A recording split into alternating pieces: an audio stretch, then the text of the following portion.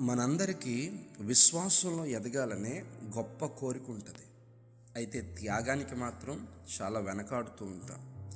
అబ్రహాము జీవితంలో తన ఏకైక కుమారుడైన ఇస్సాకును బలిగా అర్పించడానికి, త్యాగము చేయడానికి తన విశ్వాసం అతన్ని పురుకొల్పింది. అవును, మన విశ్వాసము త్యాగానికి పురుకొల్పుతుంది. ఆ త్యాగము తిరిగి మన విశ్వాసాన్ని బలపరుస్తూ ఉంటుంది. ఆత్మ యొక్క వరాల్లో కూడా విశ్వాసం అనేది ఉంది. ఆ విశ్వాసము నిజముగా దేవుని యందు విశ్వాసముతో, దేవుని మీద నమ్మకముతో దేన్నైనా లేకపోతే ఎంతటి వెలనైనా చెల్లించడానికి సిద్ధపడుతుంది. విశ్వాసము రిస్క్ తీసుకోవడానికి సిద్ధపడుతుంది. విశ్వాసము తెలియని వాటి కొరకు నిలబడడానికి సిద్ధపడుతుంది. విశ్వాసము నిజముగా ఇది అసాధ్యము అనుకున్న వాటి కొరకు కూడా తెగింపుతో ఒక అడుగు వేసి నిలబడుతుంది. విశ్వాసము మనకున్నదో లేదో పరీక్షించుకుందాం.